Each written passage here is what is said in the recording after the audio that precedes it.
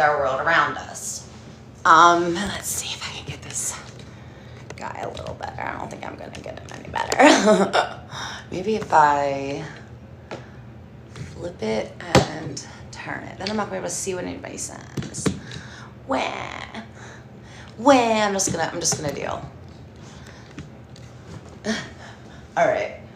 So when we think about an idea, anytime we think anything, our energy will begin to go. Our energy does go wherever our thoughts take it.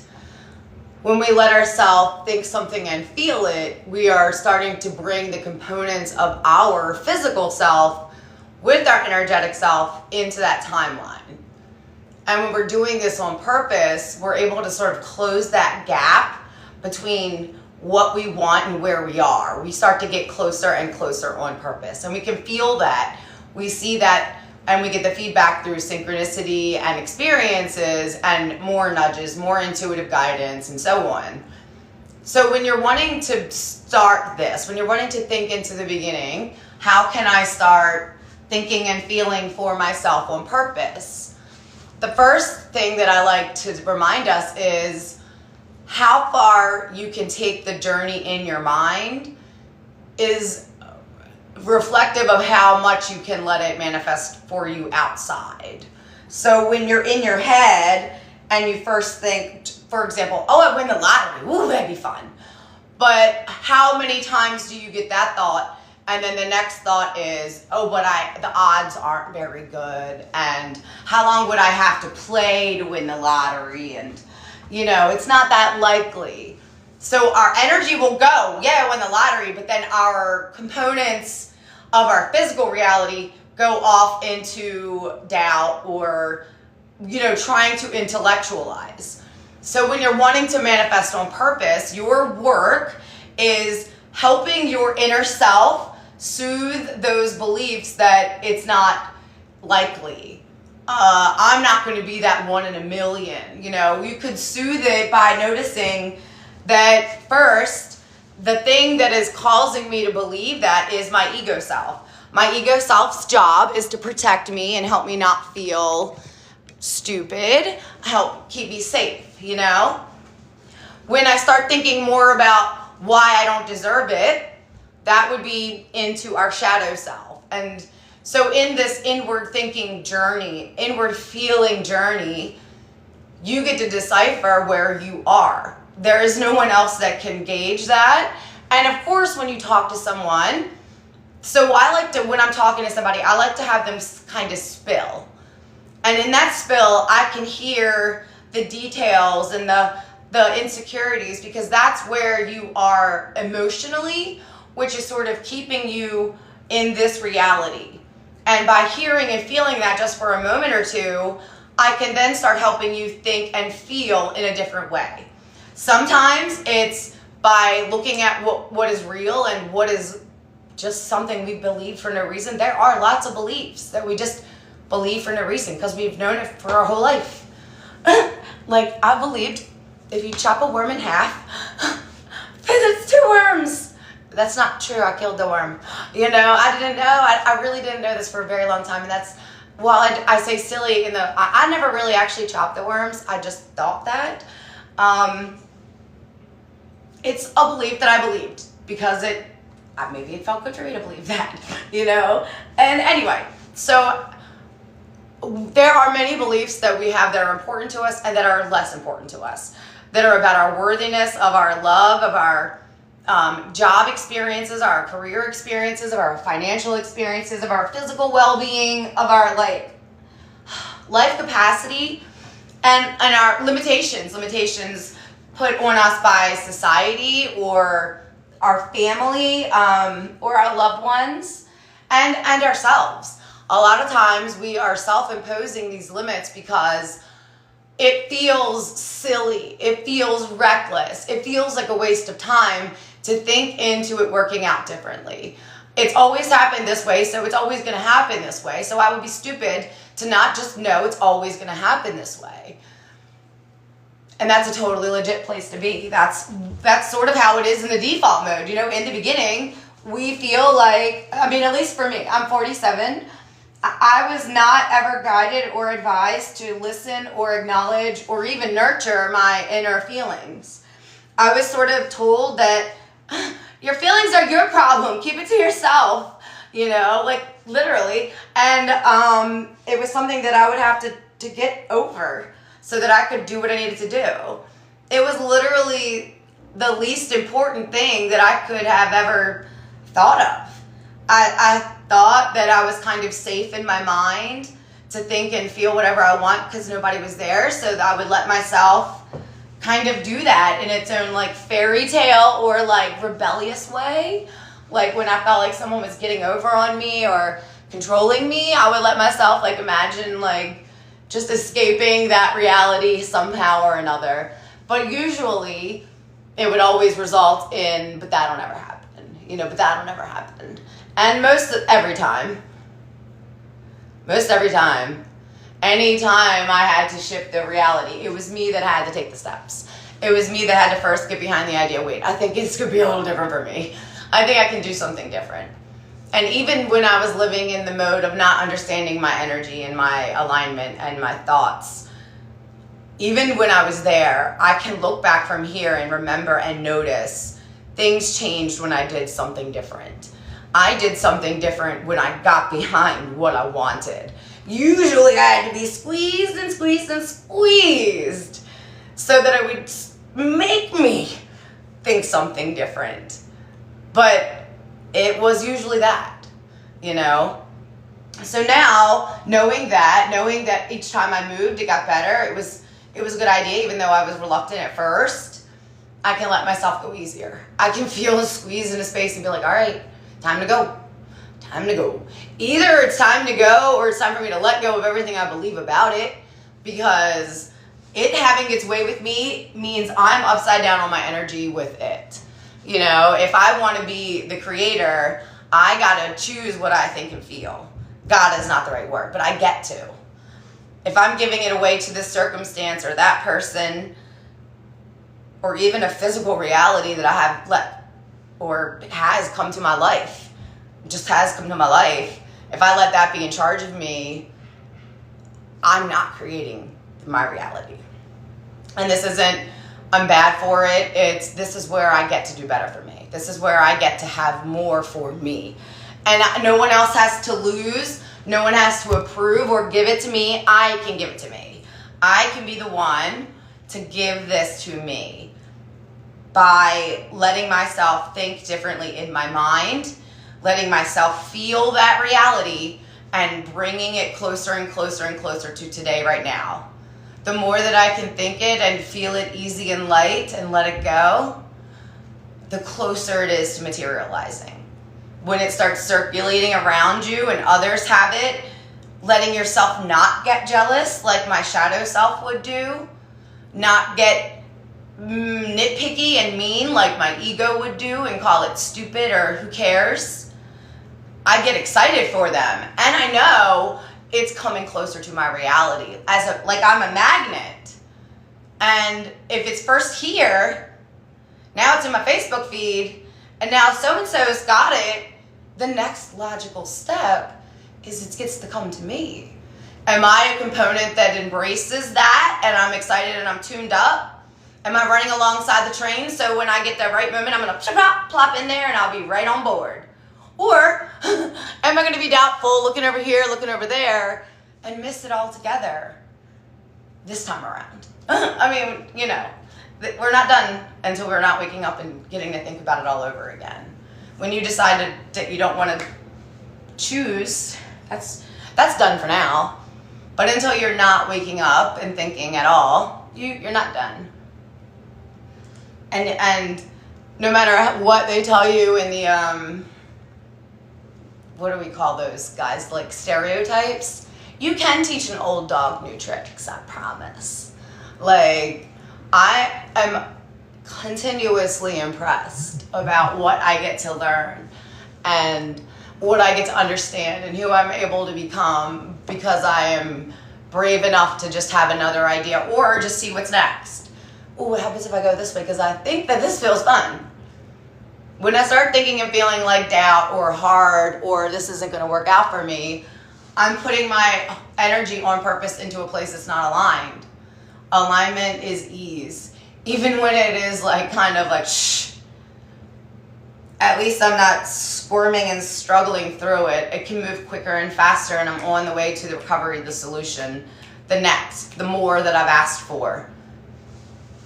And this is always going to be a stepping process, you know, whether you're taking the steps in your mind on purpose first, or you're responding to the world around you. That's your step. You're going to take a step and repeat, or you're going to take a step and evolve. Every day, every thought, you have that option and opportunity. And the more that you can slow down and be in your day with yourself and notice, especially in those moments that seem so dumb. What am I thinking about? What am I feeling? What do I believe? How am I? You know, I used to be in those moments of like washing dishes, or, you know, I was a mom that was kind of very like isolated, and I had a home daycare. So I did a lot of child caretaking, which I loved and I valued, but I didn't enjoy doing it, especially already being sad and depressed and angry, you know? So all those things that I had to do to clean up and care for those, I would spend those moments just like bitching in my head, like, oh, I kind of fucking hate washing all these dishes. Just wish I didn't have to wash all these dishes. And I would just complain and just layer that in, which only created more times for me to feel and repeat that. Now I have a mirror at this sink, and I started by appreciating just the water and the sound of the water. Then I'm thinking about the plates and where the plates came from, and usually it's a great funny story because I have been able to manifest all kinds of things, like from out of the nowhere, and people have watched me do it kind of over and over again, and now I would be silly to be doubtful of that, you know, so I wouldn't do that. But back before, when I was first getting this, I was like, wait, am I just making this up? Is this just like a coincidence? Oh, then I get to learn. A coincidence is cooperative components aligning. And ta-da, ta-da, ta-da. It does seem as easy and as a coincidence. And that's how our alignment gets to be. Thanks for the hearts. That's how our alignment gets to be, and it wants it to be for us. But it won't force you to do it. If you want to swim against the stream, if you want to bang against the walls and give yourself a headache, that's your wish. You are the boss, applesauce. You know, and your energy won't go against you. It can't. You think it's kind of like fishing, but you get to be on the end of your net, of your string, and you cast that way out. And then you let yourself think, how far can I go with this idea? How long, how many minutes or seconds can I let myself think and feel excited about this? Winning the lottery, what would I do? First thing I do is probably call my BFF and jump up and down and scream, because that's like usually my go-to. I'll probably have full body, and so I would practice kind of doing that. And then I'd think about the first things I'd actually do with the physical money. And then I remember this one time I got a lot of money, and they took me to the bank, and the check was a big check, and it said it wouldn't clear for like 14 days maybe, but they could clear like 10,000 of it. And for some reason, I really can't tell you, I was like early 20s, so FLD, you know. For some reason, I wanted that 10,000 in cash. I think I was going to take it from their bank to my bank, but there was a period where I'd have to take that cash and physically carry it to my bank. Unless I'd have to wait the 14 days or something, and, you know, who's got that time? So I go in the bank, and they take me to this back room, and it's me and my girlfriend at the time, and they count out $10,000. And then they put it in a brown bag, like a lunch bag. So, of course, I go to my mom's house, and I'm like, go knock on the door. And I was like, hey, what's some lunch? She was like, Nancy, what in the... And I was like, I'm just kidding, give me that. You know, like, but again, I can remember how fun and crazy it was having a lunch sack filled with monies and bands, and I was like, woo. And I was 20. That felt like a lot of money. I mean, it is a lot of money, let's be real. What would I do with that right now? Oh my stars. I would have a heck of a lot of fun. I would do really good things with that pile. It would be a great investment. It would be spent wisely. It would be enjoyed. I would enjoy spending it. Every single silly penny of it. And then it would magnetize more and it would grow. And I would have more fun and more fun and more ideas, more experiences, more opportunities. Letting yourself just think that way, kind of general, but eager and excited. Nothing in my words said, I can't, I won't, I shan't. It was all like, ooh, ooh, ooh, ooh, ooh. So I can help myself collapse the time of that and that. And the cool thing about our energy is, maybe it wouldn't be a ticket, but maybe I'll stumble upon a $10,000 deal. Hello? Yes, well, yes it is. I would love to. Say less. You know, like, it can be that way. And as a person who is coming into her 10th year of learning and practicing this, sharing all the messy things here and all over the platforms that have let me do it. The proof is in the pudding. You get to be the pudding. You get to see the proof.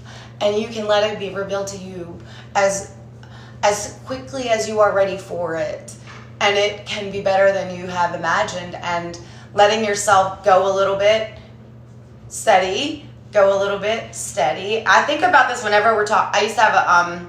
I do have a BFF friend that it works in mindset. She moved, and we don't talk every day all the time anymore, but we used to in the beginning of me learning this. And I remembered feeling like when we would be shifting, it would feel like literally like you're crawling onto that new platform, and you got to steady yourself there before you can kind of stand up and get your balance. And now you're steady here. But then to go to shift again, you got to climb up again. And then once you're on that one, you have to get your balance, and then you steady and you stand up again. We're going to continuously up level. There's always going to be more, and a space that could be uncomfortable or just unknown to us. Something could present as an obstacle, or we could let it be the opportunity. We can practice reminding ourselves the rules of alignment means nothing that is meant for me can be missed by me. I'm one time with me. I'm in the right place at the right time with me. That's my alignment. It's got nothing to do with anybody else. Nobody else is anything. It's me and me. I can be there. And as soon as I'm there, my energy's there. The more I practice being there, the more I can bring my physical self there too. I can let my brain do what it does. It can carve out those neural pathways. It can attract components like magnets on that magnedoodle. And next thing you know, you're walking over here in a different space at a time when the person that is going to be giving you the next best idea or the next step or the next clue is going to pass that on to you. And you're going to know this is something I'm paying attention to, because I'm not usually here, so I'm going to pay attention to this now. Your universe, your source, your soul stream knows how to speak to you. For me, it was kind of cynical, sarcastic jokes in the beginning. But animals, you know, I could trust animals. They don't lie. You know, humans, not so much. It took me some time. And now, one of the spiritual gifts that I think most of us kind of get is that ability to just sniff it out when it's not for us. We can tell. And we can know it right away or not. We can acknowledge it. We can run through that red flag and see it a little orange. See if we can shift those colors a little bit. But won't we know? You know what I mean? And I do believe that's one of our collective abilities once we are in our energy and in our intuitive self, in our aligned self, in our whole human wellness, which 100% includes our emotional body and our mental faculties. Like, that's not just something that's going on invisibly inside of your head. It is projecting everything that you're living every day over and over again. And you are the one, the only one, that can make a choice and make a move and make a shift if that's something that you're looking and longing for. Look to others for ideas and inspiration, but don't let them be the end-all, be-all. That's you. You are the one. You get to be the superhero. You get to be the save the day for you. Hooray. You know, that's you. And then you get to share that experience with others, and they get to be inspired by you and find their way too. Over and over again. And we can affect and impact each other this way. The same way that we do when we call and share the news of our scariness and all the potential propaganda that we are ingesting via the media. You know, we can let ourselves focus on our well-being so that we can bring change where that matters too. And there are lots of humans who are already there, thank the goodness. And you can be a part of the energy of solution, alignment, shift, and change within yourself, and then outwardly into your friends and your family, to your workspace, to your social life, and then into your community, into bigger spaces that do seem like they are more, but none of that happens until it's here first. Here first and then out. And here first and it's real. Like the truest authentic version of yourself. Not I wish I could have, like enjoying the day all the time, even washing the dishes. It gets to be like that. and if I didn't take the steps and let myself realize it, I could still be the person that was looking and listening to someone like me and being doubtful, thinking maybe she's full of shit. I just had gone through all the other options. I had run out of ideas. This was all that was left. Some would say she saved the best for last. And I'm just getting started all at the same time, so hooray. All right, I am gonna get into this day. I have homeschool, yay for more algebra, and a couple of other great things to do. We have our spring event, potentially the last event for the Moonies in this home. Maybe not. Okay, I'll see you later. Bye.